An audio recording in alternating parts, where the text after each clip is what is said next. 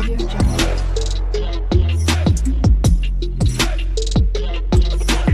Audio Jungle. Hi friends welcome to Eliza study point.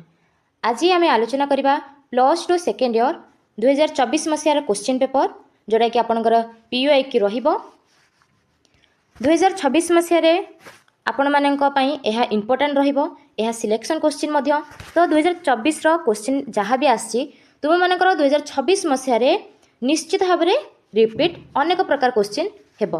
तो तुम मैंने ध्यानर सहकार यही सेक्शन को देख यही क्लास को जॉइन कर एवं पूर्व क्लास रे मु गणतंत्र विषय एक सिलेक्शन लॉन्ग क्वेश्चन देथिली आपण मैंने सेटा चाहे देखिपारे एवं आगो को अनेक सिलेक्शन क्वेश्चन आसीबो जोटा कि 2026 मसीहा पे इम्पोर्टाट रहिबो। तो चलो आरंभ करवा। तो यहाँ 2024 पॉलिटिकल साइंस आर्ट्स 100 मार्कर 3 घंटा होता तुम मानकर बर्तमान 80 मार्कर हम एग्जाम। तो तुम मानकर एग्जाम पैटर्न मु शॉर्ट वीडियो रे कही थी तो तुम मैंने देखी नब। फास्ट अच्छी ग्रुप ए क विभाग रही 15टी क्वेश्चन जोटा कि एमसीक्यू रे अच्छी। तो 1 नंबर क्वेश्चन केउ मसीह सार्क गठित होता। ऑप्शन रही 1963 1985 1996 1999। तो करेक्ट आंसर हो 1985। नेक्स्ट केउ आंदोलन में सुंदरलाल बहुगुणा नेतृत्व नहीं। तो कौ आंदोलन में सुंदरलाल बहुगुणा नेतृत्व नहीं? कृषक आंदोलन, चिपको आंदोलन, चिलिका आंदोलन, निःशब्द उपत्यका आंदोलन। तो करेक्ट आंसर हो चिपको आंदोलन। नेक्स्ट निम्नोक्त मध्यरु केउटी विश्व तापमात्रा वृद्धिर कारण नुहे? सबुज गृह प्रभाव, वायुमंडल अंगारकाम्ल गैस वृद्धि, वनीकरण, ओजन स्तर में गर्त जोटा कि छिद्र कहते। तो कही विश्व तापमात्रा वृद्धिर कारण नुहे, कारण गुड़िक अच्छी किंतु नुहे ये पचार। तो कौन हो वनीकरण? तो वनीकरण कले आम वायुमंडल भल रु नुहे कही तो वनीकरण हो राइट आंसर। नेक्स्ट किए नक्सल आंदोलन प्रमुख व्यक्ति थे? नक्सल आंदोलन प्रमुख व्यक्ति के थे मेधा पाटकर, चारू मजुमदार, पंडिता रमाबाई, चंडी प्रसाद भट्ट। तो करेक्ट आंसर हो चारू मजुमदार। किए कही गणतंत्र होउची लोकमानंकर लोकमानंक द्वारा लोकमानंक पई सरकार? एटा बहुत इजी क्वेश्चन। लॉर्ड ब्राइस, सिली, डाइस, अब्राहम लिंकन। तो करेक्ट आंसर हो अब्राहम लिंकन। तो अब्राहम लिंकन कही लोकमानंकर लोकमानंक द्वारा लोकमानंक पई सरकार। तो किए कही एई गुड़िक तुम मानकर पड़ो। नेक्स्ट अच्छी टे झापसा हो। तो डीएमके केउ राज्यर एक आंचलिक दल अटे? आंध्र प्रदेश, केरल, तमिलनाडु, कर्णाटक। तो करेक्ट आंसर हो तमिलनाडु। तमिलनाडुर आंचलिक दल हूँ डीएमके। निम्नोक्त मध्यरु केउ देशर एक दल व्यवस्था प्रचलित? USA, Italy, China, France. तो करेक्ट आंसर कौन हो? चीन। चीन रे एक दल व्यवस्था प्रचलित। आ युक्तराष्ट्र अमेरिका, इटाली, फ्रांस ये सबू 2 दल व्यवस्था अटे। नेक्स्ट अच्छे भारत पाकिस्तान मध्य कारगिल युद्ध केउ मसीह होता? कारगिल युद्ध क्षेत्र में गोटे आमर मुवी होती। तो 1999 मसीह कारगिल युद्ध होता। क्या क्या मध्य पड़ पार? भारत पाकिस्तान एमती पड़ पार कि 1999 मसीह क्यों युद्ध घटी? तो भारत पाकिस्तान युद्ध से पकई भारत चीन, भारत पाकिस्तान, भारत यही टाइप किसी पकई तो भारत पाकिस्तान हवा राइट आंसर। निम्नोक्त मध्यरु केउटी भारत में एक जातीय दल अटे? तो जातीय दल कौटा ना national conference, Akali Dal, Biju Janata Dal, Bharatiya Janata party. तो एगुड़िक देखो ऑप्शन आई थर्ड आई एगुड़िक हूँ आंचलिक दल किंतु बीजेपी जोटा कि भारतीय जनता पार्टी सेटा हूँ जातीय दल। जेरे निम्नोक्त मध्यरु केउटी जाति निर्माण प्रक्रिया प्रति एक आह्वान नुहे? जाति निर्माण प्रति आह्वान गुड़िक आपने जानते नुहे पकईदेव। तो आपण मैंने ध्यान सहकार देखिए जाति अणवाद, आंचलिकतावाद, सांप्रदायिकतावाद एगुड़िक तो जाति निर्माण प्रति आह्वान गुड़िक आम जानते। तो साक्षरता हो करेक्ट आंसर जोटा कि जाति निर्माण प्रति आह्वान नुहे साक्षरता। नेक्स्ट निम्नोक्त मध्यरु केउटी संघीय राष्ट्र लक्षण अटे? संघीय राष्ट्र कौन लक्षण? नमनीय संविधान, एकक केंद्र सरकार, क्षमतार केन्द्रीकरण, स्वाधीन न्यायपालिका। तो संघीय राष्ट्र लक्षण गुड़िक कौन? नमनीय संविधान रही है, स्वाधीन न्यायपालिका रही है, क्षमतार केन्द्रीकरण, एकक केंद्र सरकार। तो करेक्ट आंसर कौन हो? क्षमतार केन्द्रीकरण।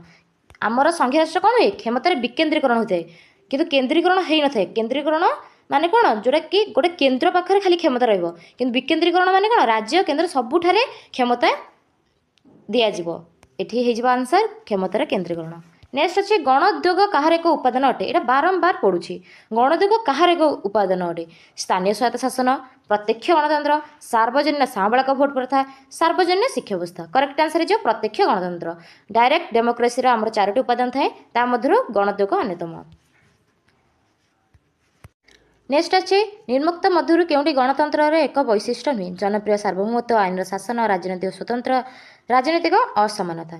ତ କରେକ୍ଟ ଆନ୍ସର୍ କ'ଣ ହେଇଯିବ? ଗଣତନ୍ତ୍ର ବୈଶିଷ୍ଟ୍ୟ ନୁହେଁ। ଗଣତନ୍ତ୍ର ବୈଶିଷ୍ଟ୍ୟ ଗୁଡ଼ିକ କ'ଣ? ନା ଜନପ୍ରିୟ ସାର୍ବଭୌମତ୍ୱ, ଆଇନର ଶାସନ, ରାଜନୈତିକ ଅସମାନତା। ରାଜନୈତିକ ସ୍ୱତନ୍ତ୍ରତା ନିଶ୍ଚିତ, ତ ରାଜନୈତିକ ଅସମାନତା ହେଇଯିବ କରେକ୍ଟ ଆନ୍ସର୍।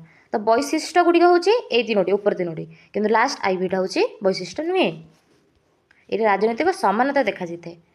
ନିମ୍ନୋକ୍ତ ମଧ୍ୟରୁ କେଉଁଟି ଗ୍ରାମାଞ୍ଚଳ ସ୍ୱାୟତ୍ତ ଶାସନ ବ୍ୟବସ୍ଥାର ଏକ ଅଂଶ ଅଟେ? ଗ୍ରାମାଞ୍ଚଳ ସ୍ୱାୟତ୍ତ ଶାସନ ବ୍ୟବସ୍ଥା। ଆମର ସ୍ୱାୟତ୍ତ ଶାସନ ବ୍ୟବସ୍ଥା କେତେ ପ୍ରକାର? 2 ପ୍ରକାର, ଗୋଟେ ସହରାଞ୍ଚଳ ଏବଂ ଗ୍ରାମାଞ୍ଚଳ। ଗ୍ରାମାଞ୍ଚଳରେ କ'ଣ କ'ଣ ଥାଏ? କେଉଁଟା ନୁହେଁ କହିଛି ତ ପୌରପାଳିକା, ବିଜ୍ଞାପିତ ଅଞ୍ଚଳ, ନା ପୌର ନିଗମ, ନା ଗ୍ରାମସଭା। ତ ଏଇ ଉପର ତିନୋଟି ଆମର ପୌରପାଳିକା, ପୌର ନିଗମ, ବିଜ୍ଞାପିତ ଅଞ୍ଚଳ ଏଗୁଡ଼ିକ ସହରାଞ୍ଚଳର ଅଟେ। କିନ୍ତୁ ଗ୍ରାମାଞ୍ଚଳ ସ୍ୱାୟତ୍ତ ଶାସନ ବ୍ୟବସ୍ଥାର ଏକ ଅଂଶ ଅଟେ ହେଉଛି ଗ୍ରାମସଭା। ଗ୍ରାମସଭା ହେଇଯିବ କରେକ୍ଟ ଆନ୍ସର୍। ନେକ୍ସଟ, ଭାରତରେ କିଏ ରାଜନୈତିକ ଦଳଗୁଡ଼ିକୁ ସ୍ୱୀକୃତି ପ୍ରଦାନ କରନ୍ତି? ରାଜନୈତିକ ଦଳଗୁଡ଼ିକୁ କିଏ ସ୍ୱୀକୃତି ଦିଅନ୍ତି? ରାଷ୍ଟ୍ରପତି, ପ୍ରଧାନମନ୍ତ୍ରୀ, ସର୍ବୋଚ୍ଚ ନ୍ୟାୟାଳୟ, ନିର୍ବାଚନ ଆୟୋଗ। ତ କରେକ୍ଟ ଆନ୍ସର୍ ହେଇଯିବ ନିର୍ବାଚନ ଆୟୋଗ। ନିର୍ବାଚନ ଆୟୋଗ ରାଜନୈତିକ ଦଳଗୁଡ଼ିକୁ ସ୍ୱୀକୃତି ପ୍ରଦାନ କରନ୍ତି। ନେକ୍ସଟ 2 ନମ୍ବରରେ ଅଛି ଡ୍ୟାସ୍ ପୂରଣ ସେଇ 15ଟି। ଏରେ ଆନ୍ତର୍ଜାତିକ ନ୍ୟାୟାଳୟ ଡ୍ୟାସ୍ ଜଣ ବିଚାରପତିଙ୍କୁ ନେଇ ଗଠିତ। ଆନ୍ତର୍ଜାତିକ ନ୍ୟାୟାଳୟ କେତେ ଜଣ ବିଚାରପତିଙ୍କୁ ନେଇ ଗଠିତ? ନା 15 ଜଣଙ୍କୁ ନେଇ ଗଠିତ। ଲାହୋର ଘୋଷଣାନାମା ସ୍ୱାକ୍ଷରିତ ହେବା ସମୟରେ ଡ୍ୟାସ୍ ପ୍ରଧାନମନ୍ତ୍ରୀ ଥିଲେ? ଭାରତର ପ୍ରଧାନମନ୍ତ୍ରୀ କିଏ ଥିଲେ ଯେତେବେଳେ ଲାହୋର ଘୋଷଣା ହେଲା? ଅଟଳ ବିହାରୀ ବାଜପେୟୀ। ନେକ୍ସଟ, ପ୍ରତିବର୍ଷ ମାର୍ଚ୍ଚ କେତେ ତାରିଖକୁ ଆନ୍ତର୍ଜାତିକ ମହିଳା ଦିବସ ରୂପେ ପାଳନ କରାଯାଏ? ତ ଆନ୍ସର୍ ହେଇଯିବ 8। ମାର୍ଚ୍ଚ 8ରେ ଆନ୍ତର୍ଜାତିକ ମହିଳା ଦିବସ ପାଳନ କରାଯାଏ। ନେକ୍ସଟ, ଡ୍ୟାସ୍ ମସିହାରେ ଭାରତୀୟ ଜାତୀୟ କଂଗ୍ରେସ ଗଠିତ ହୋଇଥିଲା? ଭାରତୀୟ ଜାତୀୟ କଂଗ୍ରେସ କେବେ ଗଠିତ ହୋଇଥିଲା? 1885। ସମ୍ବିଧାନର କେଉଁ ଧାରା ଭାରତକୁ ରାଜ୍ୟମାନଙ୍କର ଏକ ସଂଘ ରୂପେ ବର୍ଣ୍ଣନା କରିଛ? ଏଇଟା ପୁରା ସହଜ, ତ ଧାରା 1ରେ। ନେକ୍ସଟ, ଭାରତର ପ୍ରଦେଶରେ ନକ୍ସଲ ଆନ୍ଦୋଳନର ଆରମ୍ଭ ହୋଇଥିଲା? ମାନେ ଭାରତର କେଉଁ ଡ୍ୟାସ୍ ପ୍ରଦେଶରେ? ପଶ୍ଚିମବଙ୍ଗ। ନେକ୍ସଟ, ଗଣଭୋଟ ଡ୍ୟାସ୍ ଗଣତନ୍ତ୍ରର ଏକ ଉପାଦାନ ଅଟେ? ପ୍ରତ୍ୟକ୍ଷ ଗଣତନ୍ତ୍ରର। ସେତେବେଳେ ଗଣୋଦ୍ୟୋଗ ପଡ଼ିଥିଲା, ଏଠି ଗଣଭୋଟ ପଡ଼ିଛି। ଡ୍ୟାସ୍ ଭାରତୀୟ ଜାତୀୟ କଂଗ୍ରେସର ପ୍ରତିଷ୍ଠାତା ଥିଲେ? ଭାରତୀୟ ଜାତୀୟ କଂଗ୍ରେସର ପ୍ରତିଷ୍ଠାତା କିଏ ଥିଲେ? ହ୍ୟୁମ୍, ଆଲାଭିଆନ୍ ଆକ୍ଟନ୍ ହ୍ୟୁମ୍। ନେକ୍ସଟ, ଡ୍ୟାସ୍ ଜିଲ୍ଲା ପରିଷଦ ବୈଠକର ସଭାପତିତ୍ୱ କରନ୍ତି? କିଏ ଜିଲ୍ଲା ପରିଷଦ ବୈଠକର ସଭାପତିତ୍ୱ କରନ୍ତି? ନା ଚେୟାରମ୍ୟାନ୍। ଏଠି ଚେୟାରମ୍ୟାନ୍ ହେବ। ଓକେ। ନେକ୍ସଟ, ପଞ୍ଚାୟତ ରାଜ ବ୍ୟବସ୍ଥା ପ୍ରଥମେ ଡ୍ୟାସ୍ ରାଜ୍ୟରେ କାର୍ଯ୍ୟକାରୀ ହୋଇଥିଲା? ପଞ୍ଚାୟତ ରାଜ ବ୍ୟବସ୍ଥା ପ୍ରଥମେ ରାଜସ୍ଥାନରେ କାର୍ଯ୍ୟକାରୀ ହୋଇଥିଲା 1959 ମସିହାରେ। ପଞ୍ଚଶୀଳ ରାଜିନାମା ଭାରତ ଓ ଡ୍ୟାସ୍ ମଧ୍ୟରେ ସ୍ୱାକ୍ଷରିତ ହୋଇଥିଲା? ଚୀନ ବା ଚାଇନା। ରାଜ୍ୟମାନଙ୍କୁ ସହାୟକ ଅନୁଦାନ ବଣ୍ଟନ ନିମନ୍ତେ ସୁପାରିଶ କରନ୍ତି? ରାଜ୍ୟମାନଙ୍କୁ କିଏ ବଣ୍ଟନ ସୁପାରିଶ କରନ୍ତି? ନା କେନ୍ଦ୍ର। କେନ୍ଦ୍ର କରନ୍ତି ସୁପାରିଶ। ସିମଳା ରାଜିନାମା ଡ୍ୟାସ୍ ମସିହାରେ ସ୍ୱାକ୍ଷରିତ ହୋଇଥିଲା? ସିମଳା ରାଜିନାମା 1972ରେ ସ୍ୱାକ୍ଷରିତ ହୋଇଥିଲା। ଡ୍ୟାସ୍ ରାଷ୍ଟ୍ରରେ ସମସ୍ତ କ୍ଷମତା କେନ୍ଦ୍ର ସରକାରଙ୍କ ଠାରେ ନ୍ୟସ୍ତ ଥାଏ? କେଉଁ ରାଷ୍ଟ୍ରରେ? ନା ଐକିକ ରାଷ୍ଟ୍ରରେ କ୍ଷମତା କେନ୍ଦ୍ର ସରକାରଙ୍କ ଠାରେ ନ୍ୟସ୍ତ ଥାଏ, କିନ୍ତୁ ସଂଘୀୟ ରାଷ୍ଟ୍ରରେ କ'ଣ ଥାଏ? କେନ୍ଦ୍ର ଓ ରାଜ୍ୟ ମଧ୍ୟରେ କ୍ଷମତା ଥାଏ। ବିଶ୍ୱବ୍ୟାଙ୍କ ଡ୍ୟାସ୍ ମସିହାରେ ଗଠିତ ହୋଇଥିଲା? ବିଶ୍ୱବ୍ୟାଙ୍କ ୱାର୍ଲଡ ବ୍ୟାଙ୍କ କେବେ ଗଠିତ ହୋଇଥିଲା? ନା 1944ରେ। এটা 1944 ହେବ, 1945 ନୁହେଁ। 1945ରେ IMF ଗଠିତ ହୋଇଥିଲା 1945ରେ, କିନ୍ତୁ 1944ରେ ଗଠିତ ହୋଇଥିଲା ୱାର୍ଲଡ ବ୍ୟାଙ୍କ। ନେକ୍ସଟ ଅଛି 2 ମାର୍କ କ୍ୱେଶ୍ଚିନ୍, ଯେଉଁଟାକି 11ଟା ପଡ଼ିବ 22 ମାର୍କର। ତ ଖଲିସ୍ତାନ ଆନ୍ଦୋଳନ କ'ଣ? ଏଇଟା 3 ନମ୍ବର ଏ। ଏହାର ଆନ୍ସର୍ ମୁଁ ନେକ୍ସଟ କ୍ଲାସ୍ ଏକ୍ସପ୍ଲେନ୍ ଭିଡ଼ିଓରେ ଆଣିଦେବି। ଏବେ କ୍ୱେଶ୍ଚିନ୍ ଆପଣ ଦେଖିନିଅନ୍ତୁ। ତ ଖଲିସ୍ତାନ ଆନ୍ଦୋଳନ କ'ଣ? ନିରାପତ୍ତା ପରିଷଦ କ'ଣ? ସରକାରିଆ କମିଶନ କ'ଣ? ଭୂମିପୁତ୍ର ନୀତି କ'ଣ? ପିତୃପ୍ରାଧାନ୍ୟ ସମାଜ କ'ଣ, ଯେଉଁଟାକି ପିତୃକେନ୍ଦ୍ରିକ, ସେସବୁ ବିଷୟରେ। ଗଣଭୋଟ କ'ଣ? ସେଇ ଗଣଭୋଟ ଗଣଦେଗ ସବୁ ରିପିଟ୍ ହେଉଛି, ତ ବାରମ୍ବାର ଏଗୁଡ଼ିକୁ ପଢ଼ିଦେବେ। ଦ୍ୱିଦଳୀୟ ବ୍ୟବସ୍ଥା କ'ଣ? ଯେଉଁଟାରେ 2 ଦଳ ଥାଏ। ନେକ୍ସଟ, ଆନ୍ତର୍ଜାତିକ ମୁଦ୍ରା ପାଣ୍ଠିର ପ୍ରମୁଖ ଲକ୍ଷ୍ୟ କ'ଣ? ସଂଘୀୟ ରାଷ୍ଟ୍ରର ବୈଶିଷ୍ଟ୍ୟ ଗୁଡ଼ିକ କ'ଣ? ମେୟରଙ୍କ କାର୍ଯ୍ୟ କ'ଣ? 73ତମ ସମ୍ବିଧାନ ସଂଶୋଧନର ମହତ୍ତ୍ୱ କ'ଣ? ଅବଶିଷ୍ଟ କ୍ଷମତା କ'ଣ? मेंट सरकार कौन ना जोड़े सबू सरकार मिसिकी राजनीतिक दल गठन करथांती। निस्तब्ध उपत्यका आंदोलन कौन? नेक्स्ट अच्छे 3 मार्क क्वेश्चन जोटा 6 पड़ो। परिवेशर सुरक्षा, विरोधी दलर भूमिका, ग्राम पंचायतर कार्य, गणतंत्र वैशिष्ट्य। केते सहज गणतंत्र वैशिष्ट्य, ग्राम पंचायत कार्य, राष्ट्रपति शासन, सांप्रदायिकतावाद, निरस्त्रीकरण, केन्द्र तालिका। नेक्स्ट अच्छी 7.5 मार्क। फास्ट अच्छे भारत चीन सहित संपर्क को आलोचना करो। तो भारत चीन संपर्क 2024 मसीह पढ़ा। तो आपण मानक यहाँ गोटे सिलेक्शन क्वेश्चन मुझे नेक्स्ट क्लास रे सबू सिलेक्शन क्वेश्चन आनीदेवी, एक्सप्लेन वीडियो आनीदेवी, आंसर सब आनीदेवी। तो आपण मैंने वेट करूँ and like share and subscribe करूँ। भारतर दलीय व्यवस्थार लक्षण मान बुझाई लेख। मानव सुरक्षा संपर्क में एक टिप्पणी लेख। भारतर वैदेशिक नीतिर मौलिक वैशिष्ट्य गुड़िक आलोचना कर। मिलित जाति संघ जोटा कि यूएनओ साधारण संख्या सभार गठन और कार्यावली वर्णना कर। यूएन रो गठन कार्यावली पड़ी, पौरपालिकार गठन और कार्यावली आलोचना कर। तो ये 2025 पॉलिटिकल साइंस प्रीवियस क्वेश्चन जोटा कि तुम मानकर 2026 निश्चित ये भितर पड़ो।